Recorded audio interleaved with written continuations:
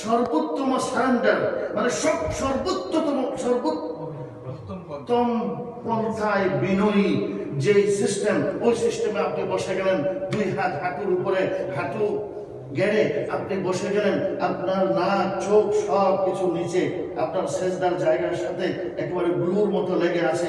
হ্যাঁ, আপনি মিরাজের অবতারণা করলেন আপনার মননে মানসিকতায় যে আল্লাহর হাবিব উপরে চলে গিয়েছিলেন দুনিয়া ছেড়ে, আল্লাহর সামনে বসে কথোপকথন হয়েছিল, আত্তাহিয়াতু লিল্লাহি ওয়াস সালাওয়াত ওয়াত তাইয়্যিবাত। হ্যাঁ, আসসালামু আলাইকা আইয়ুহান নবী। আল্লাহ তাআলা যেভাবে সালাম দিয়েছিলেন, আপনিও একই পদ্ধতিতে একই শব্দে হাবিবকে সালাম দিচ্ছেন। এরপরে আবার আপনি তাশাহুদ করলেন, আপনার গোলামের স্বীকৃতি দিলেন।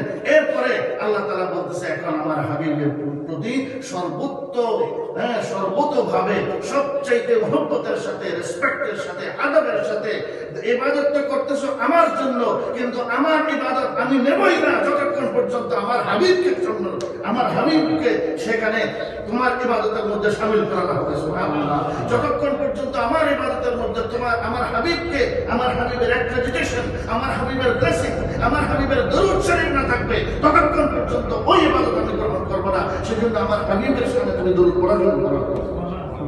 এবার দরুদ পড়লাম, আর হাবিবকে বলতেছেন যে আমি ততক্ষণ পর্যন্ত সন্তুষ্ট হব না, আমার accreditation, my blessings will not be perfect until you will include my family in your durud.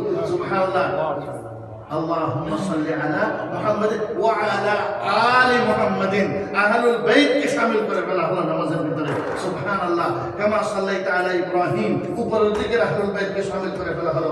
ওয়া আলা আলি ইব্রাহিম, ইব্রাহিম আলাইহিস সালামের আহলুল বাইতকে শামিল করে ফেলা হলো।